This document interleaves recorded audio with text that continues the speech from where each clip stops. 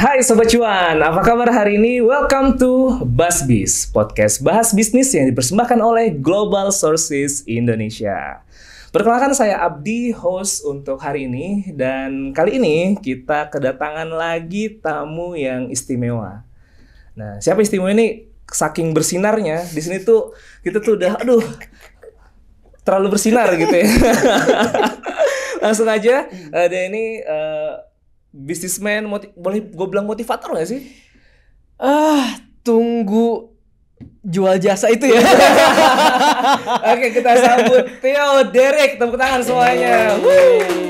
Ini Theo Derek ini luar biasa banget, kreatif. Thank you. Dan brandingan di sosial media juga kalau gue lihat ya, lu ngomongin bisnis, lu ngomongin kehidupan, semuanya kayaknya lu tuh ngomongin.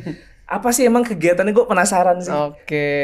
Keseharian seminggu 3 kali ngantor biasanya. Ngurusin pameran, creative agency. Terus biasa ada 1 hari 2 jaman khusus buat syuting konten. Terus udah sisanya ya menikmati berkat Tuhan. Oke, sekali lagi gue thank you karena di tengah kesibukan seorang Theo Derek nih mau mampir ke BasBis. Thank you. Kurang keras tepuk tangannya. Kebetulan udah kita siapkan nasi kotak juga. Nah, kalau kita masuk tadi, lu kan tadi sempat ngomong ini banyak sebenarnya tenan-tenan, betul gitu ya. Berarti kan lu kerjasama sama tenan nih, betul. Gitu ya. Berarti kalau kita bicara tenan nih, siapa sih yang ikut di macam-macam. Kalau di tempat gue itu kan range 1 booth harganya tuh kalau misalnya office kita bisa start 1 tenan dari 2,5 juta. Kalau kayak di Peak Avenue itu kita bisa 1 tenan 25 juta.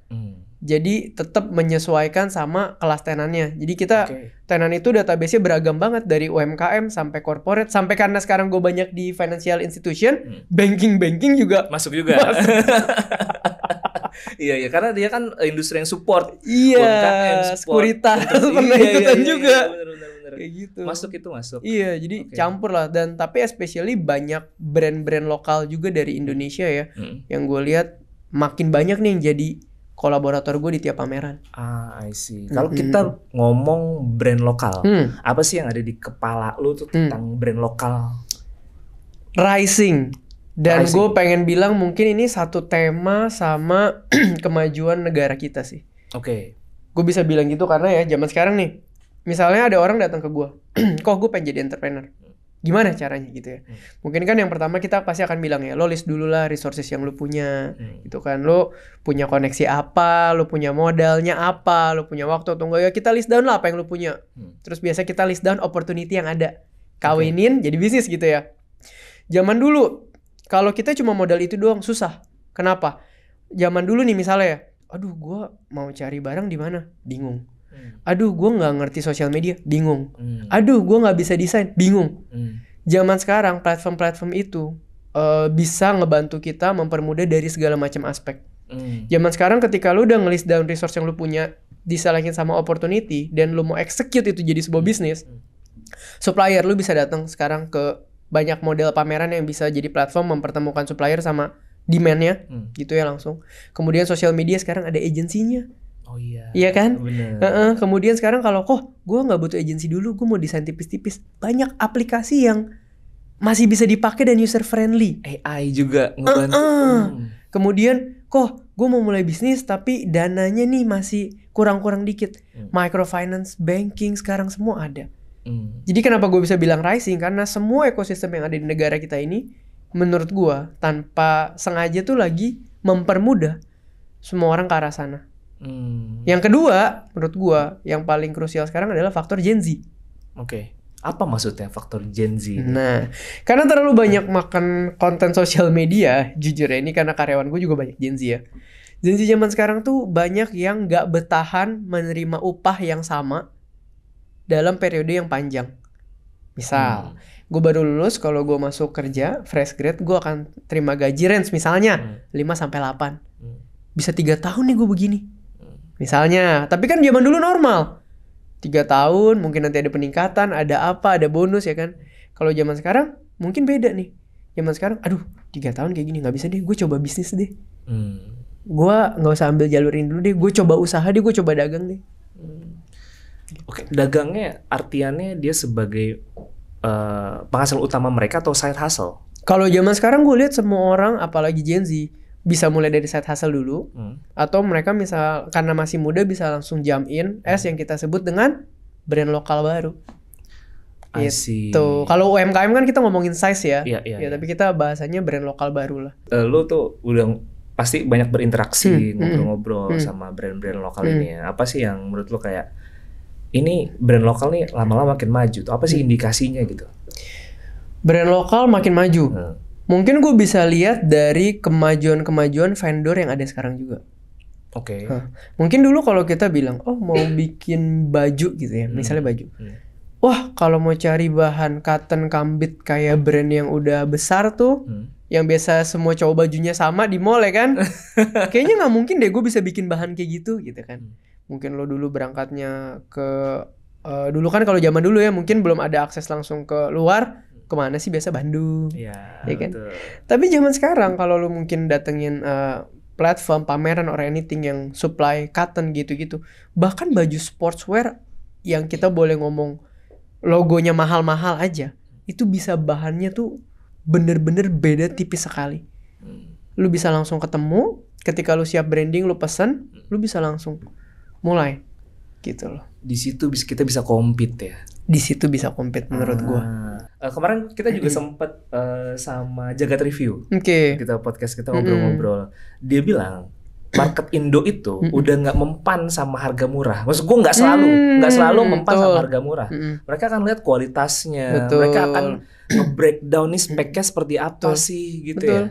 Dan mereka sekarang udah peduli sama kualitas. Betul. Karena kalau zaman dulu kan kita nggak bisa googling baju cotton harga pasaran berapa, lu nggak bisa cek modal orang. Zaman sekarang lu bahkan gue bisa beli baju yang gue tahu modalnya berapa loh. Tapi gue tetap beli. Kenapa? Gue beli quality dan brandingnya. Balik lagi gue bilang. Bener. Sekarang kalau lu googling di breakdown lagi itu dari apa aja, berapa persen cotton baru ya itu sih plus minus lah menurut gue. Karena ada transparansi bagi customer. Pada saat dia beli, dia tahu belinya apa gitu kan. Maksud gue udah nggak bisa lagi lu bohong-bohong lu jual apa, beli apa jualnya apa gitu kan. Ya minusnya ya memang kita dari segi brandnya ya lu harus pintar-pintar kan mengeduket si customer. Tapi menurut gue itu minus yang bagus sih. Ketika sebuah minus itu mendorong lu untuk lebih maju, menurut gue lu harus ambil itu as advantage. Karena lu jadi nggak bisa biasa aja kan. Lu harus extra effort. Gimana coba? Gua masih mencerna nih. Iya, maksudnya kita bilang sekarang, kita sekarang compete susah nih, transparan. Tapi kan hal itu membuat kita memaksa diri kita untuk lebih advance lagi sebetulnya. Untuk lebih extra effort lagi, create the story about the brand, background about the business, story behind the product. Itu kan zaman dulu orang nggak masuk di sana. Zaman sekarang semua orang harus masuk ke sana. Jadi mengencourage brand lo dan diri lo nih untuk gimana caranya bisa improve. Zaman sekarang orang beli story, bro. Terus ngomong-ngomong soal brand tadi ya, dan lu kan jalanin kita bilang exhibitionnya tuh multi produk lah ya. Iya. Tuh consumer apalagi kan. Betul. Sepanjang lu jalanin bisnis ini, insight yang lu dapat nih, apa sih sekarang tuh produk yang menurut tuh lagi hype banget nih, lagi laku banget di mungkin Indonesia. Kita nggak ngomong produk ya, tapi yang gue kaget 2 tahun belakangan ini, apalagi gue juga tahun lalu bikin event namanya Wellfits. Itu IP untuk sports khusus. Jadi didominasi golf, tenis, Garmin gitu-gitu ya. Yang gue lihat industri yang lagi kenceng ini sportswear. Sportswear ya. Sekarang mungkin teman-teman lu dulu nggak ada yang upload jam 6 pagi lari. Nggak ada yang upload tiba-tiba jam 8 malam di GBK. Udah tidur, bro. Pulang kerja capek, jir. Sekarang lu bisa lihat temen lu di GBK. Lu bisa lihat mungkin adik lu tiba-tiba di GBK. Lu bisa lihat tiba-tiba, gue mau ikut ini persiapan apa, maraton, half marathon. Anak Gen Z tiba-tiba driving golf. Belum tentu bisa turun lapangan, tapi mereka akan story tempat driving. Bener. Iya kan? Lagi. Gitu loh. Jadi lifestyle fashion X prestigious X fit. Nah, ini lagi jadi temanya industri sports. I see.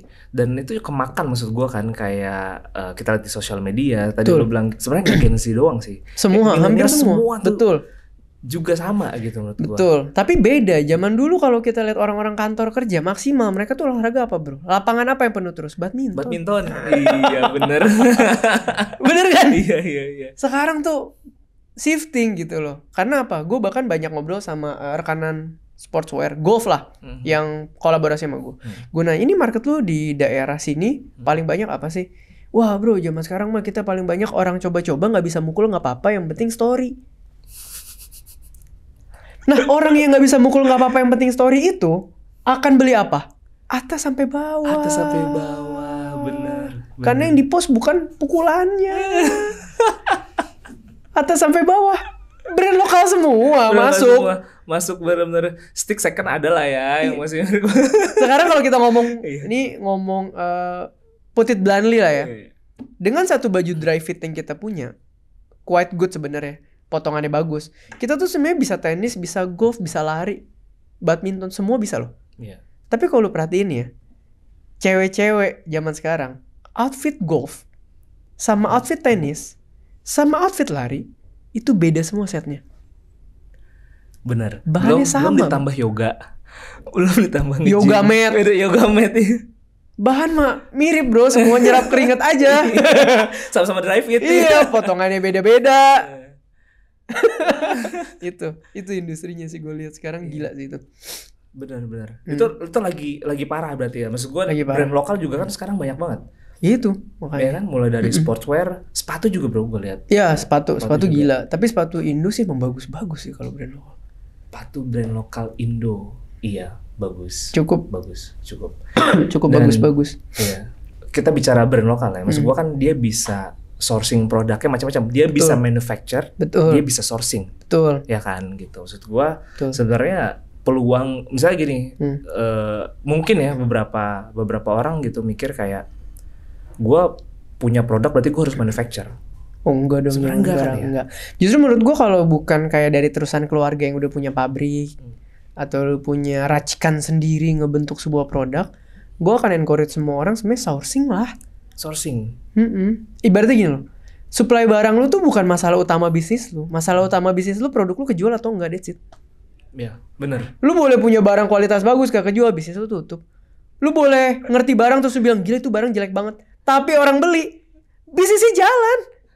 Iya bener lagi.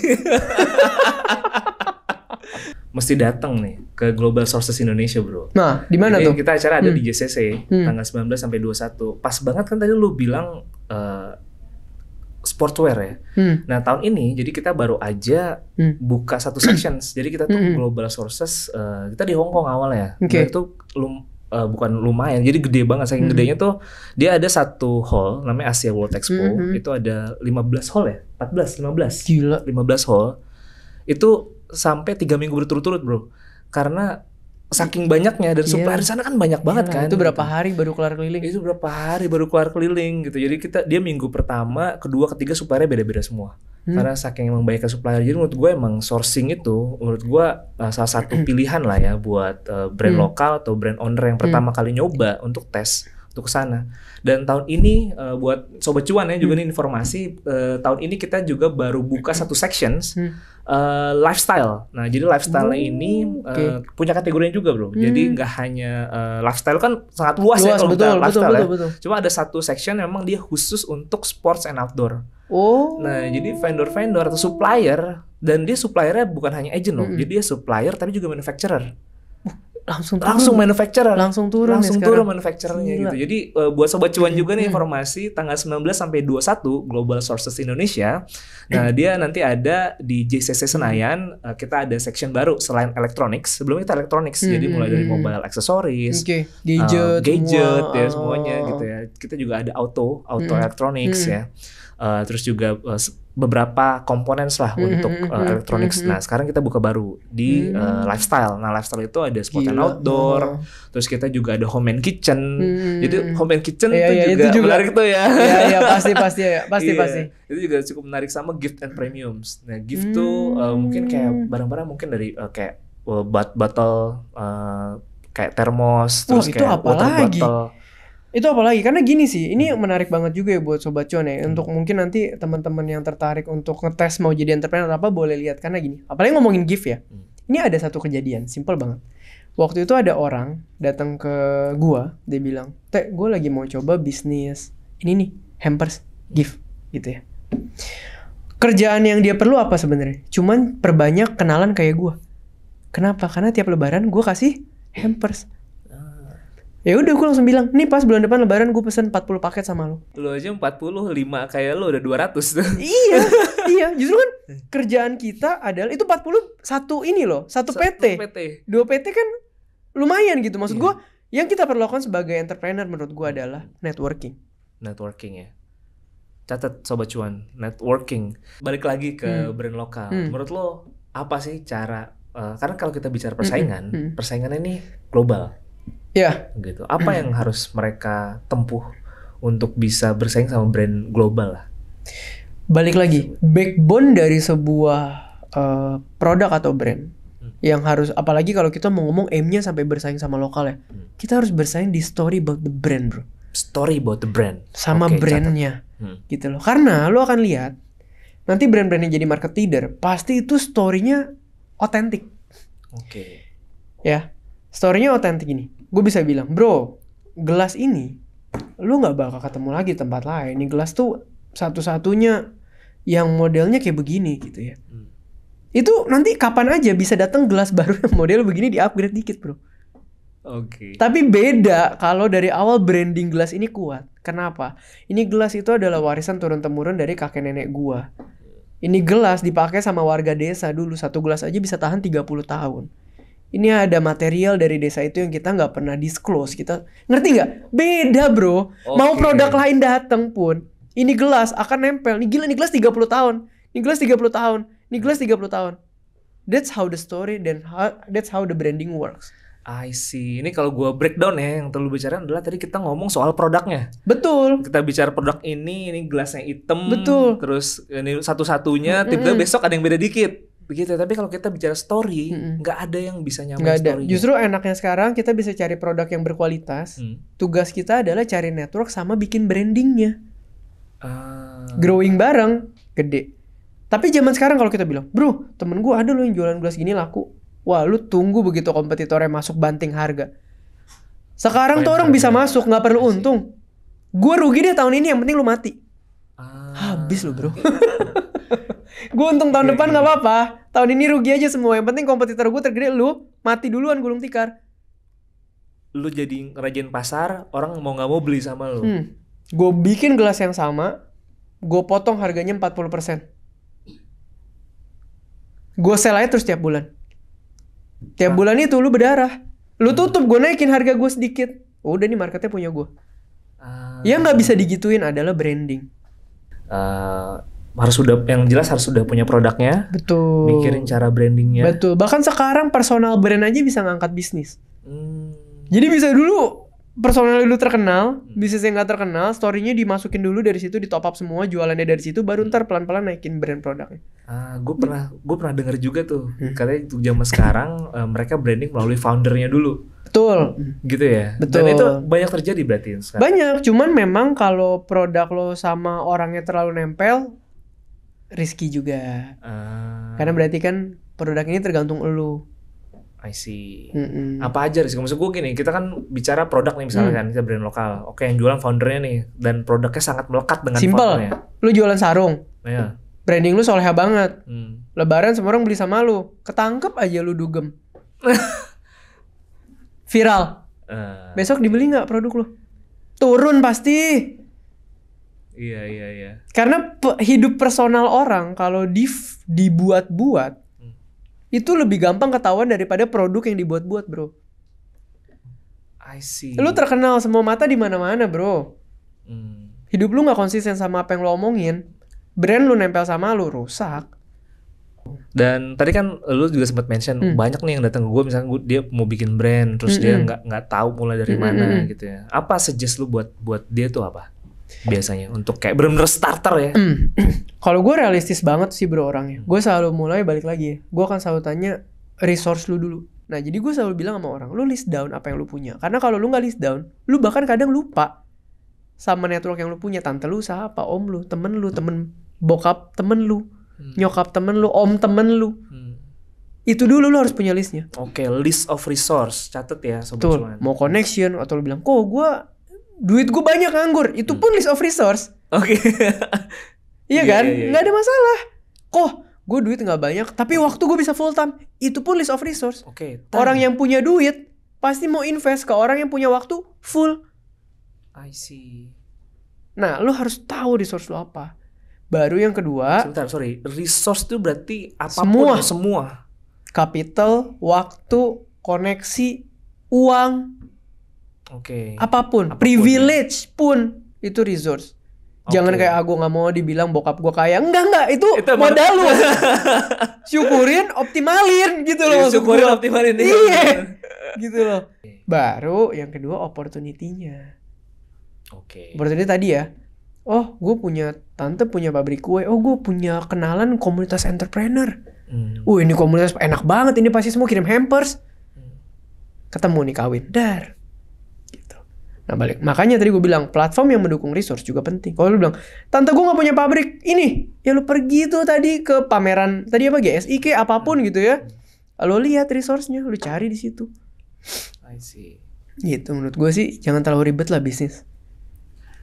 Yang penting lu Apa yang lu punya, orang mau bayar buat apa, lu ketemuin, jadi. itu jadi Jadi. bisnis.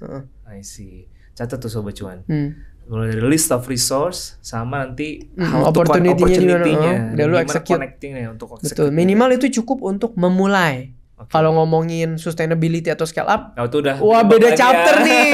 Ini ngomongin cukup untuk memulai. Ya, I see. gitu. Gila. Seru sih, seru. Berarti masih sekarang kan udah tengah tahun ya. Ada berapa pameran lagi berarti, Theo? Around 20-an something lah. 20-an ya. Thank you banget. Siap. Bro Theo udah hadir ke Basbis, Wis. podcast Bas Bisnis. Semoga jadi berkat nih buat sobat cuan. Ya pastinya, dan banyak banget udah insight yang kita dapat dari Bro Theo Derek. Sekali lagi tepuk tangan dong untuk Theo Derek.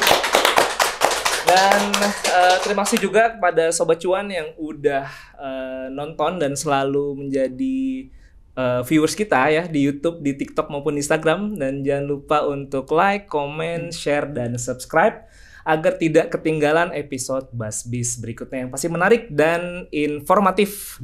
Dan Basbis, podcast Bas Bisnis dipersembahkan oleh Global Sources Indonesia. Global Sources Indonesia, sourcing jadi mudah.